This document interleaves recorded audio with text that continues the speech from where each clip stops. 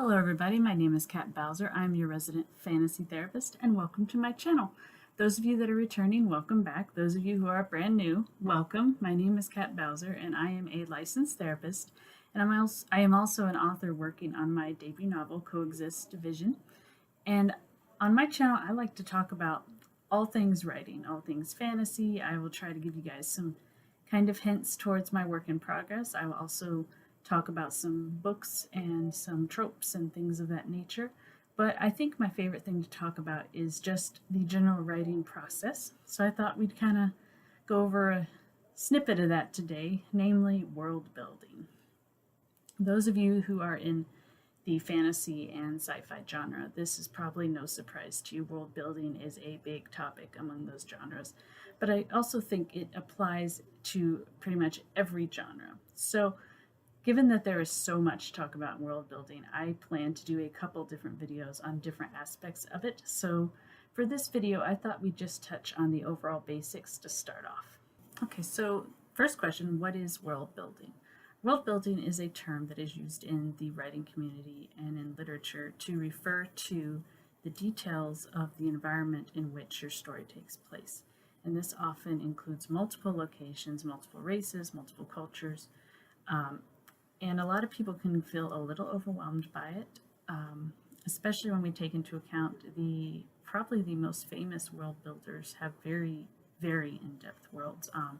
George R.R. Martin's A Song of Ice and Fire, or for those of you who watch HBO, Game of Thrones, Tolkien and his Middle-earth creations.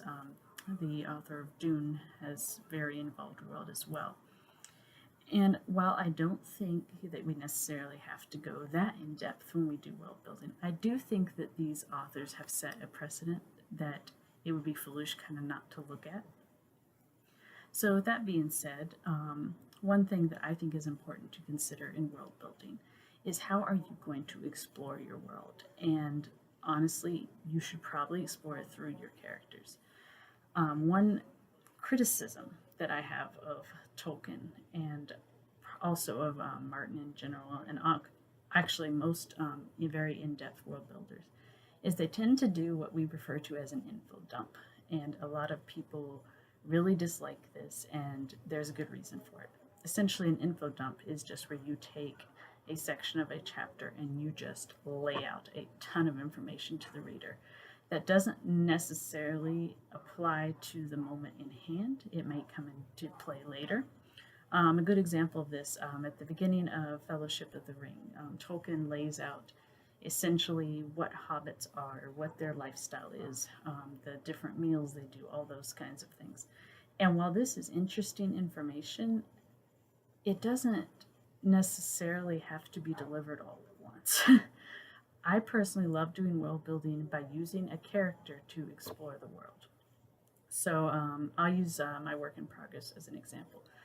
There are multiple races and multiple cultures in my work in progress, and one of my main characters, Annie, is going from one culture to another. So he is being exposed to things that he has never seen before. He has seen a great deal of different types of foods. He has seen a different type of government structure than what he's used to. And the nice thing when you do world building like this is because the character is learning, you can explain it at the same time. So as Annie learns, my reader learns. And that's not the only way you can do it, but that's one that I found is very, I find it very easy to do, and it's also very engaging because you don't want to lose your plot in your world building. The world building should be part of the plot. Second thing that people tend to, I think, overlook when they're doing world building is you don't have to explain everything. Like for example, again, from my work in progress, while I personally know how all the sewer systems are laid out, I know how their water works, I know all that stuff, the reader doesn't need to know all that stuff. And if it's not relevant, I'm not going to talk about it. Here's a good example. It will come into play later on in my novel about the sewer system. That will become an important plot point. But at the very beginning, it's not an important plot point, so I don't address it. I don't address it except by laying little hints here and there, things that you would find in normal everyday conversation. So if I'm going to have my characters talking about, let's say, just their every normal day, normal gripes and grievances that we all have, I may have one of them refer to the fact that the foundation beneath one of their friends' cottages or whatnot is being kind of flooded with sewage, which is gross, but that gives a little hint that, okay, sewage goes somewhere and it's underneath the ground. Okay, there's one hint I can throw in.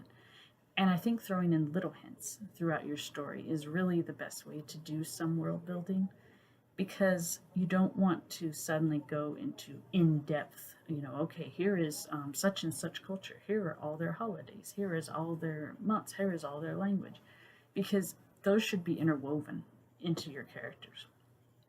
I have multiple languages in my story, but I'm not going to sit there and lay out, okay, when so-and-so says this, they mean mom. When so-and-so says this, they mean dad. This is a cuss word. Because you don't need to lay all that out. You can deliver a lot of that info through context clues. I think it's my 4th chapter.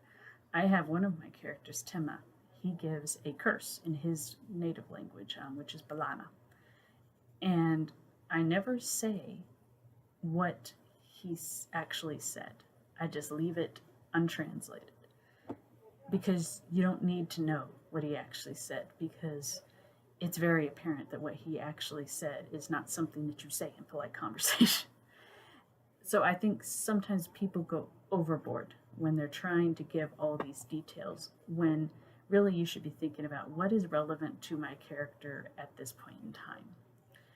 If there is an aspect of the culture that you really want to talk about, but it doesn't apply to this character, well, then maybe you need to find a way to make it apply. Maybe if there's a ceremony you really want to talk about, maybe have your character attend it or talk to someone who has attended it. Maybe they've never heard of it. Having your characters be ignorant of something and learn about it is a really good way for you to teach the reader about it. All right, guys, another thing to consider with world building is, what does your world look like? And I mean in a very broad sense. Does it have a lot of continents? Does it have islands?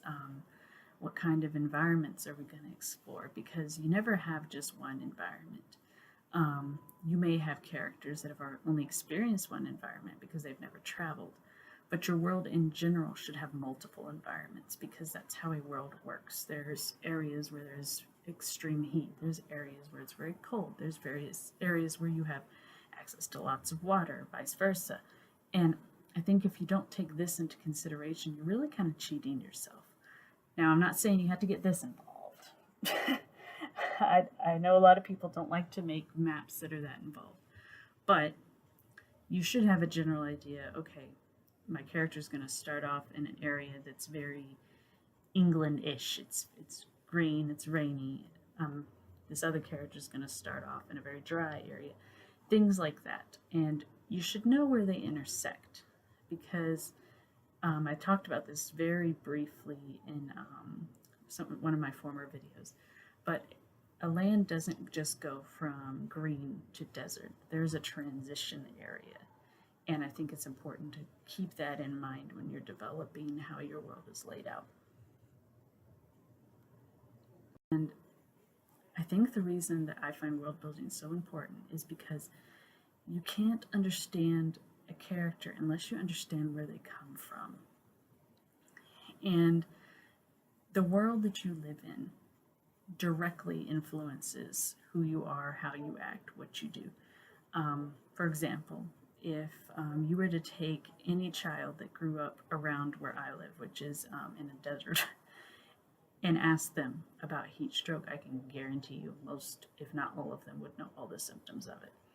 But if you were to ask someone that grew up around my cousin who lives back east, they're probably not going to know much, but they could probably tell you when they should come inside from the snow.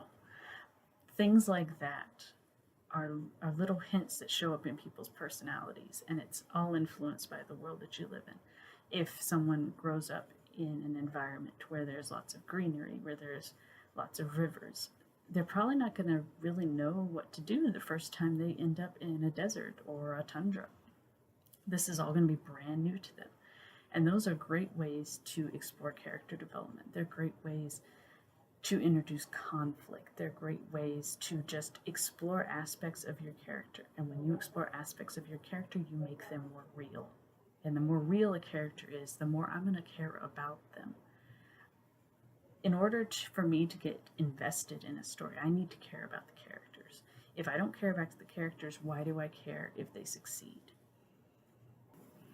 All right, guys, so like I said, that's just the very, very basics of world building, what it is, how we can do it, why it's important. I think those are just the very basic surface level information. Like I said, world building, because of the nature of it, is extremely detailed. It can be very complex, and it's a lot of fun. So I would love to go into more details on specific aspects of world building. I love to talk about language creation. I love to talk about religions. I love to talk about different cultures, clothing styles, all kinds of things like that. One person mentioned to me that they would be very interested in exploring how to keep things in scale when you're world building. So I think I might go into that in my next video, is talking about keeping things in perspective, in scale, when you're exploring a wide world. So hopefully you guys will join me for that, and I might be putting out a couple other videos in between now and then. But in the meantime, I hope you guys have a great week, and I appreciate you stopping by. Please check out my links below. You can follow me on social media, and if you guys have any comments, any suggestions, please let me know. I love to discuss this type of thing with all of you guys. So until then, I will see you guys later. Thanks.